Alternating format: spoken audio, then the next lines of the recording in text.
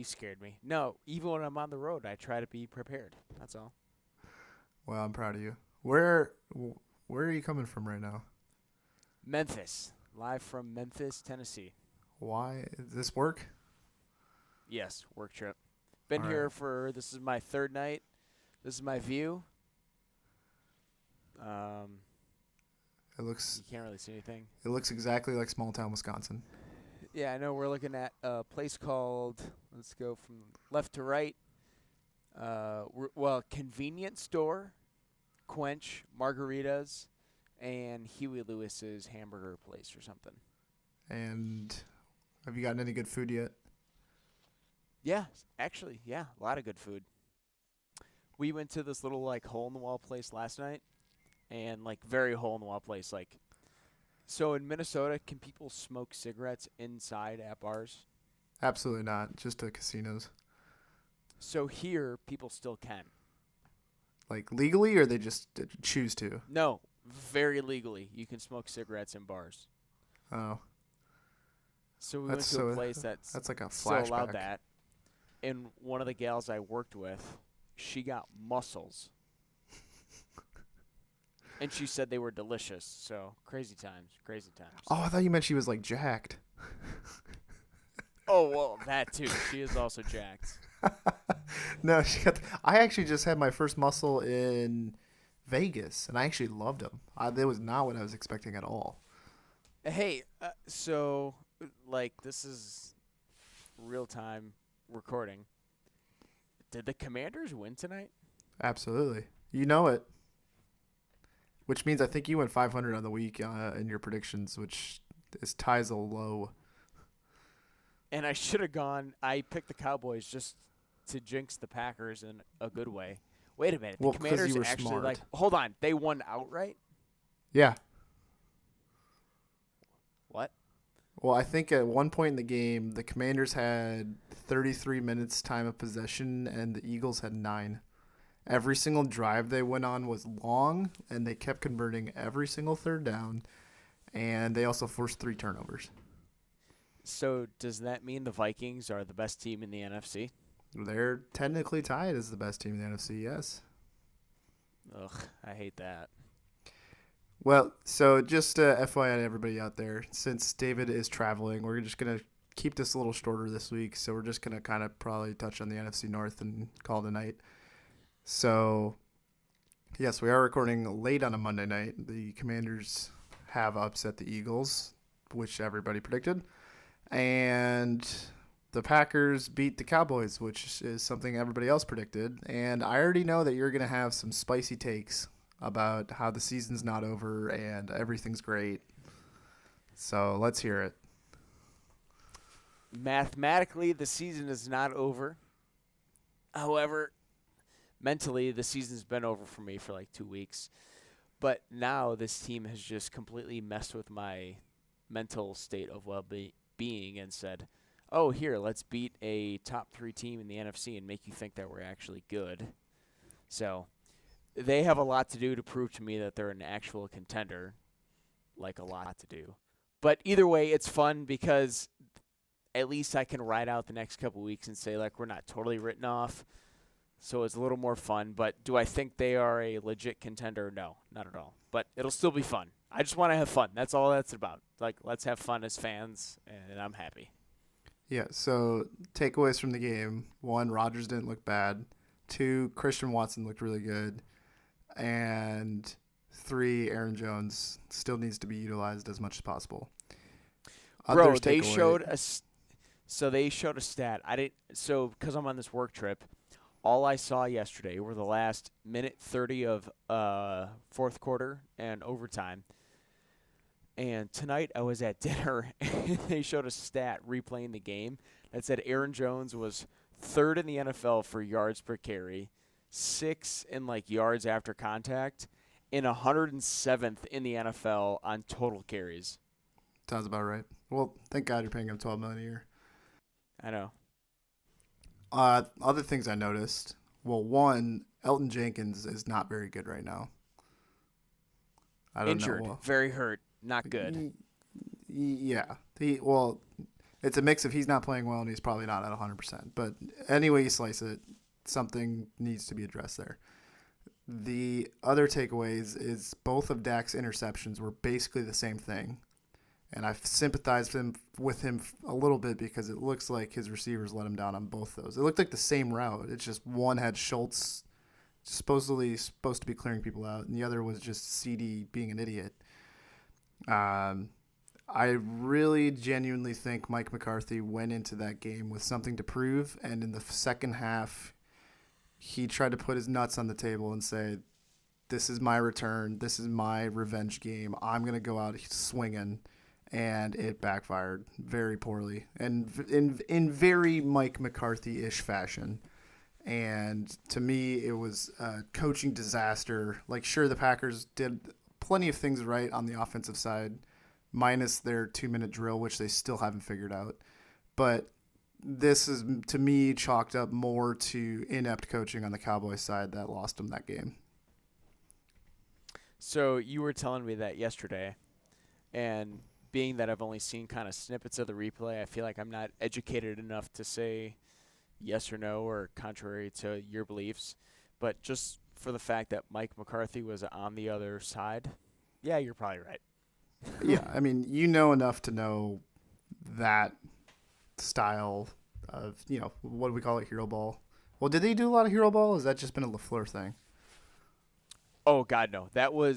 So that's kind of like the painful thing of like why the whole hero ball thing is extra painful, is that's why, in theory, Rodgers ran McCarthy out of town.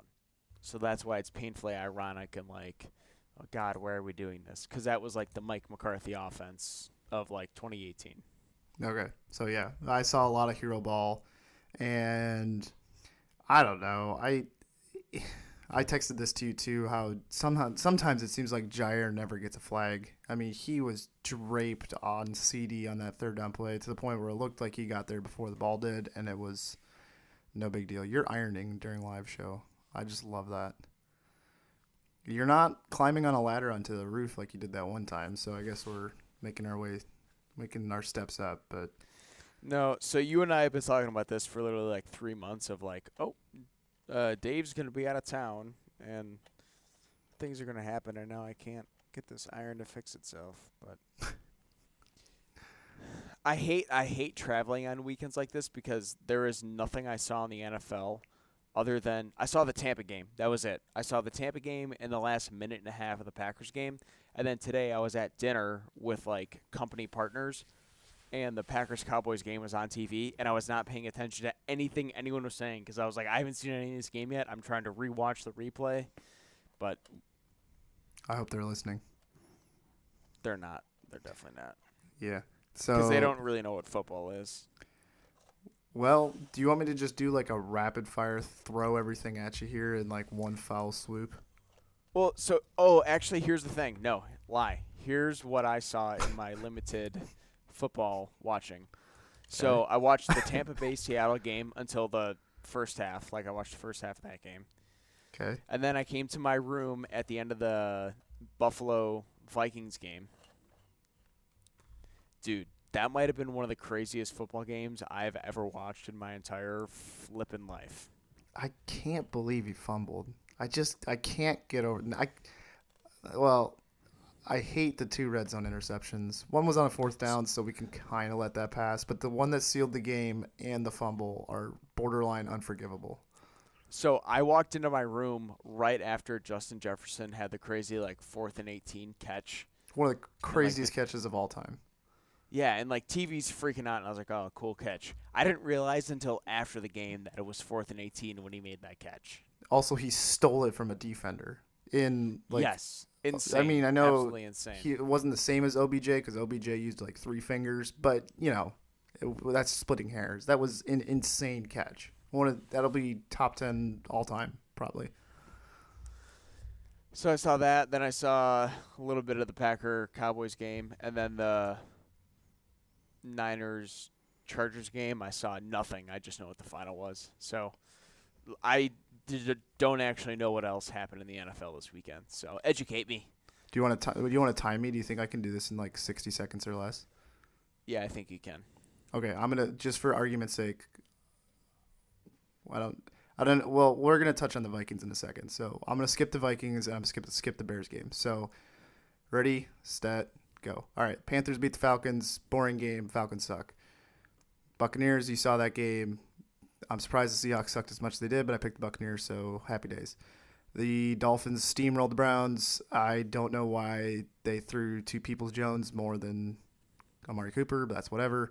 So is Tua MVP? No. Then who The is? Mahomes. Okay, good. Let's see. The Broncos are still ass, and the Titans' offense is still not that great, but at least they won. The Giants beat the Texans, shock to no one.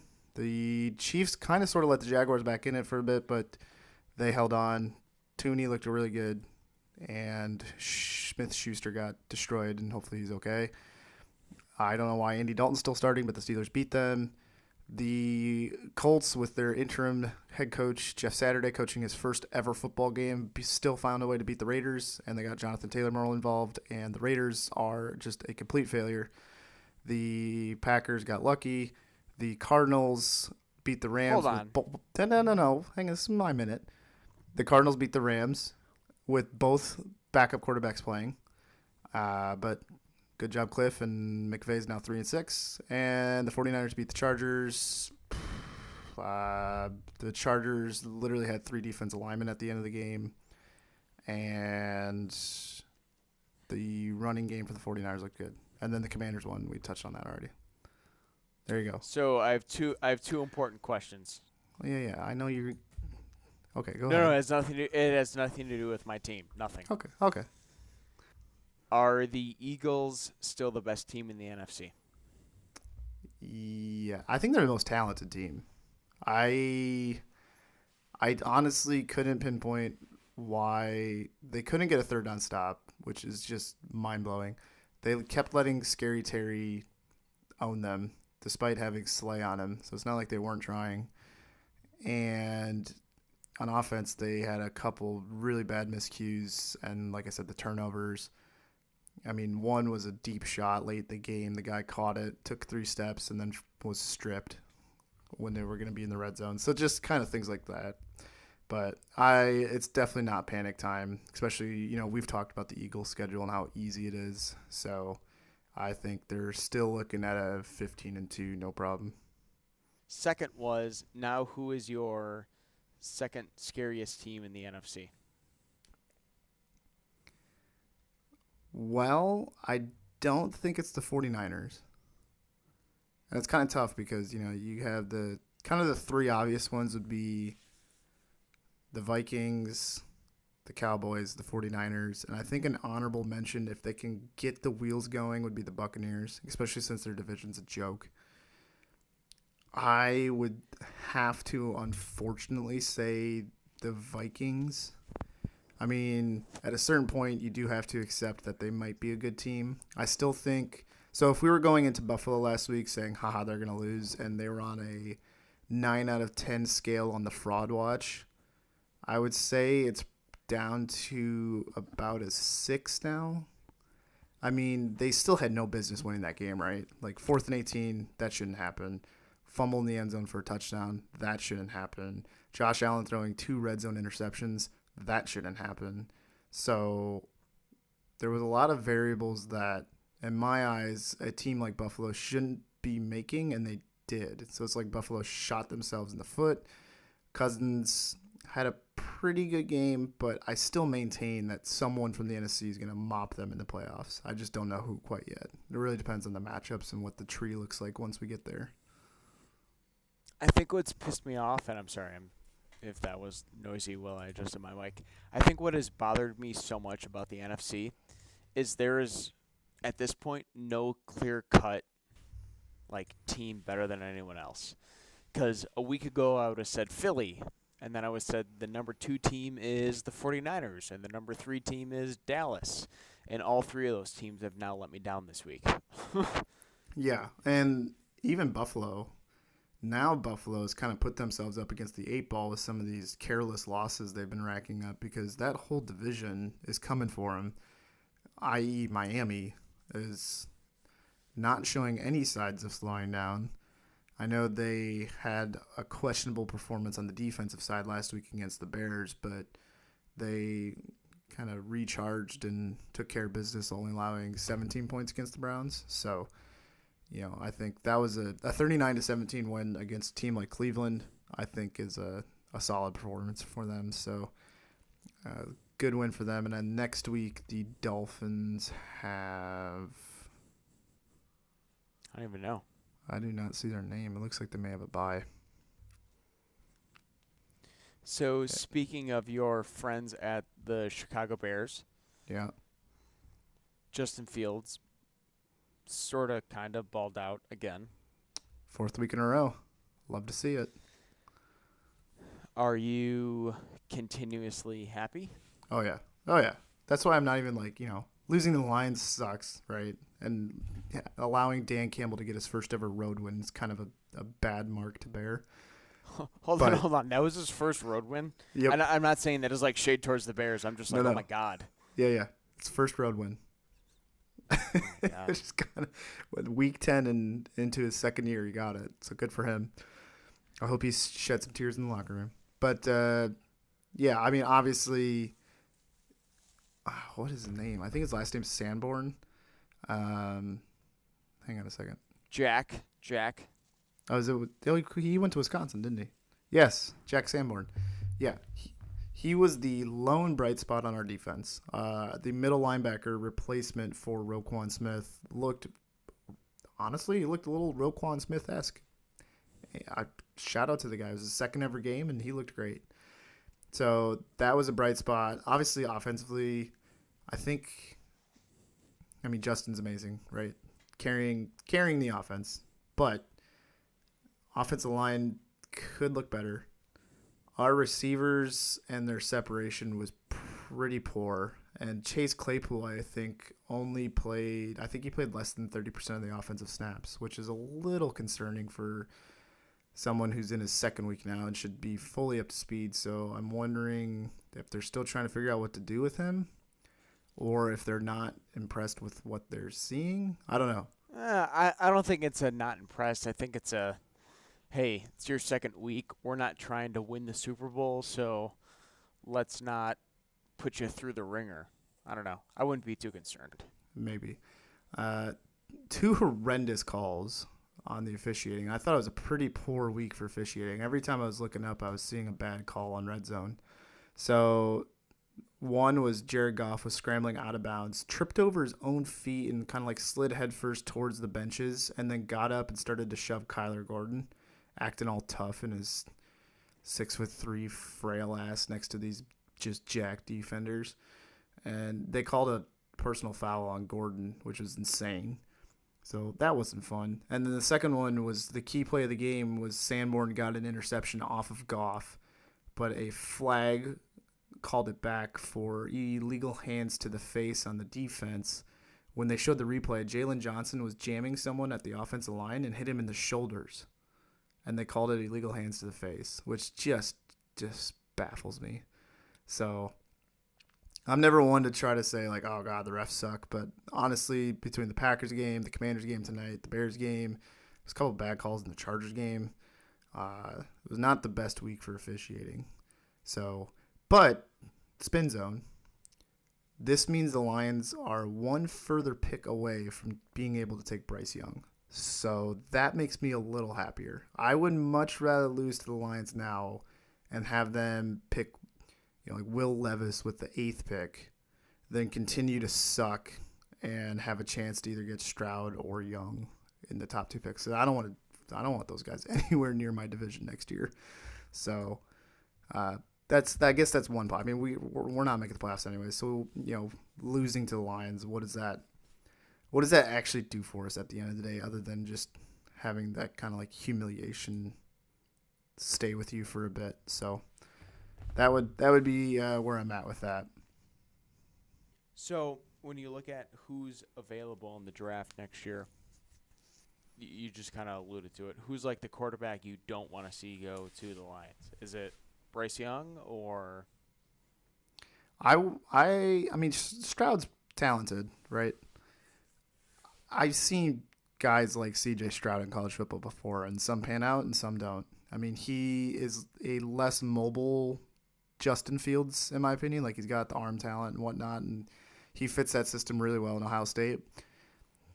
For Bryce Young, he looks like Tua on steroids in Alabama. I mean, I said a couple weeks ago that I don't think he's going to be able to get away with some of the stuff that he does in college in the NFL as far as dancing in the pocket and showing patience, whatever. But at a certain point, we do have to acknowledge that his arm talent, his ability to find people that are open on broken plays is something that isn't. I mean, when we were watching Aaron Rodgers in college, we kind of got glimpses of that. With Bryce Young, it's like every other play he's doing something like that. So, and this is probably the weakest Alabama's been in the last 15 years under Saban. Ever since his first year, Saban got dog walked, but ever since then, he's had a pretty stellar team, and this is probably the worst they've been.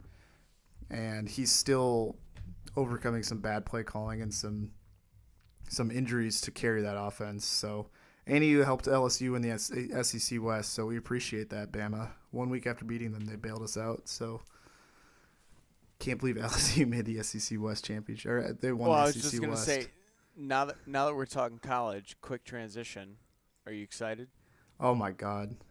December 3rd, I am doing nothing but enjoying the day. I don't care if we lose by 30. The fact that we made it is in our coach's first year is incredible. And yes, you can bookmark Harold Perkins as a top 10 pick 3 years from now, which would be so in the 2025 NFL draft, Harold Perkins will be a top 10 pick. Guarantee. He's a generational linebacker.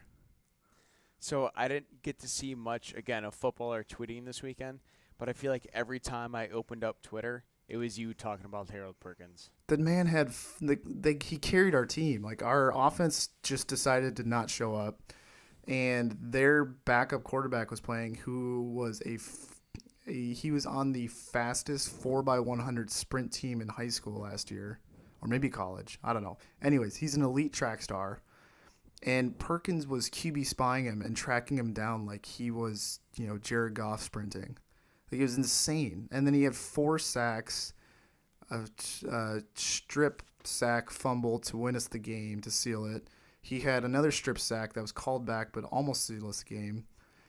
I mean, he's just a game wrecker. I've never seen a true freshman on the defensive side take over a game like he has several times this year. And I've been fortunate enough to see some elite defenders walk through the doors at LSU. And to me, he's already in that top 5 category of elite defenders. And again, he's played 10 games with the team or whatever. So the fact that we get him for 2 more years at minimum makes me incredibly excited. And yes, I exclusively was tweeting about Harold Perkins on my birthday, which I think I had like 7 tweets in a row about, because every possession, he would do something to like get them off the field. He carried our team. It was insane. I feel like it's justified and earned. I don't think there's anything wrong with that. Yeah, well, I mean, for a non-skilled position player to carry the team, I think that just doesn't really happen as much as it would have, in the 80s and 90s or whatever. But yeah, it was the Pac-12 cannibalized themselves again like they do every year. All their top teams basically beat each other, which is kind of funny. Sports gambling is fully legal here, so I don't have to go to United to place like a pregame bet. So we were at dinner on Saturday night, and Washington was down by 7 against Oregon, and a live bet came up that was like, oh, Washington plus 1,000 to win. And I was like, yeah, sure, I'll throw a couple bucks on that.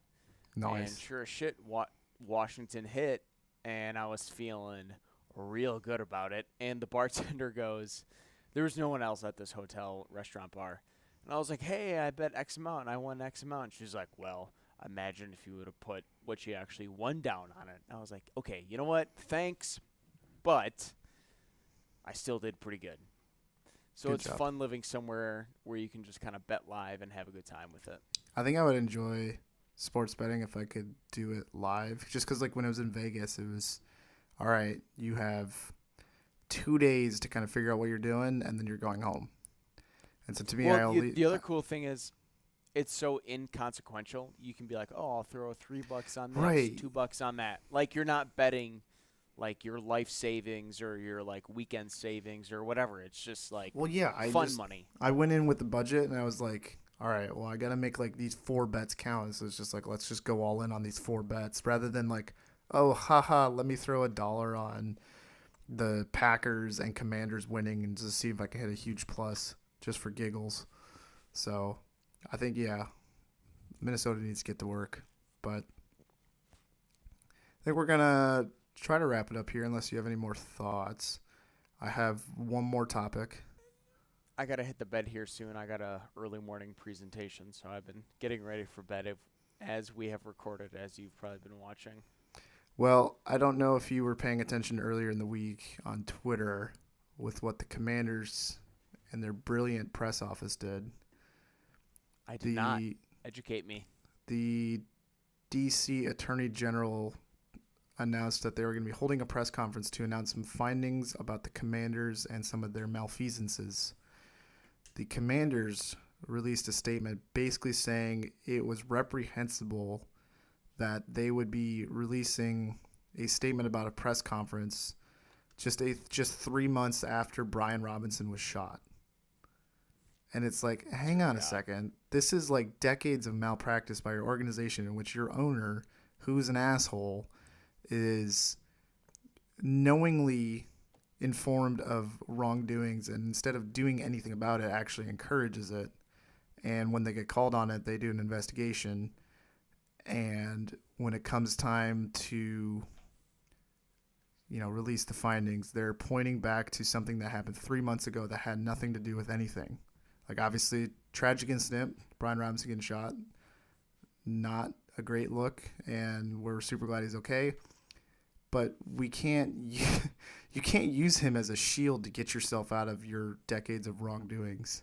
And they were rightfully dunked on by all of Twitter. So it just, again, they just need to sell the team, call it a day, get this scumbag out of the NFL. I'm so sick of it. It's insane. I'm glad that even on the days that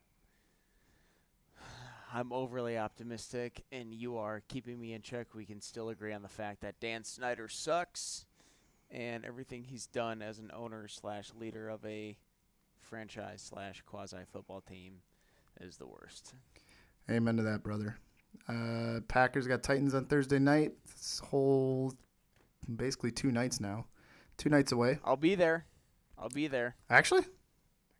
Yeah, I'll be there. Rooting on Leroy Butler as he gets put in. Hold on. How apropos is that, Hickey, that I was the one chanting for the last how many years that Leroy Butler needs to be in the Hall of Fame, and now I get to be there the night he goes into the Ring of Honor for making the Hall of Fame. I think I knew about this movement since January when we've had our first mock episode our accidental episode. And I was on the Leroy Butler train probably 4 years before that. So very excited. I get to see Leroy go into the Ring of Honor. My aunt Sue and I are going. It's going to be a great time. The high temperature on Thursday is supposed to be 27, so kickoff's going to be like 19.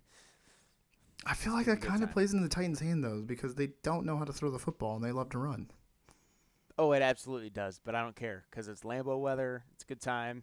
I've been there when the Packers suck in the winter. I'm just excited to be there, and we'll see what happens. I have zero expectations for this team.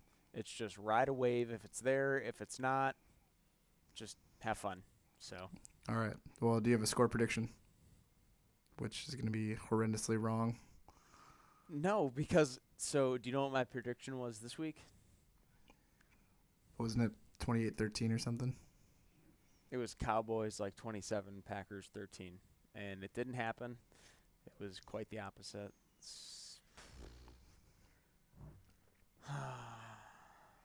I can't pick the Packers because every time I picked them in the last 7 freaking weeks, they've lost. You know what? How about this? Thursday night, they're due for a tie. 23-23, we tie. I'm going to go 17-14 Packers. I have no faith in the Titans passing game. I also have no faith in the Packers front seven, but I have less faith in the Titans passing game. And then Bears go to Hold Atlanta. on. But okay, I really do need to go to bed soon. But can we just talk about the fact that Jeff Saturday just won a game as a head coach? We didn't talk about that.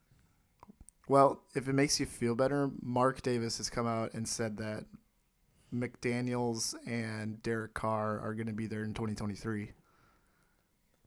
Really? Yeah, he came out, or a source close to the situation, close to Mark Davis, said that today. And it's like, how sad would that be if you were a Raiders fan right now? Did you hear the crazy stat that Matt Ryan had more rushing yards on that play than like the Packers' longest play, the Bucs' longest rush play? There was like 7 teams that Matt Ryan's rush was longer than any other team's longest rush play. That's insane. That man's got wheels. I mean, why would you ever spy him? Like, there would be a waste of a player out there. Zero freaking reason. Yeah, so, I mean, kudos to Saturday, and Jonathan Taylor got involved, which was really nice to see after kind of a unhealthy year and a lack of kind of involvement, per se. But, yeah, the Raiders suck, and I'll continue to tweet about it. Because I had a couple of I had some tweets sent out, and there a couple angry Raiders fans, not at us, at whatever I was tweeting about. They're like, yeah, screw this, man. Like this sucks. So it's fun to engage with them. They're a pretty good group to talk to. But to wrap it up, Bears go to Atlanta. It's one of those myriads of games that we've gotten this year that someone has to win. It's just sad. I think Mariota will bounce back after one of the most atrocious QB performances I've seen in quite some time on Thursday night against the Panthers. So I think they're going to bounce back. I'll put the final score at 38-31 Atlanta. I mean, these games, if you could hit the over on all of these, you should be. Because the Bears offense looks insanely good with Justin Fields leading it. And the Bears defense looks like ass. So it's always going to be a shootout at the moment. So that's what I would lean on. If you can bet this weekend, Lightning, you should do that.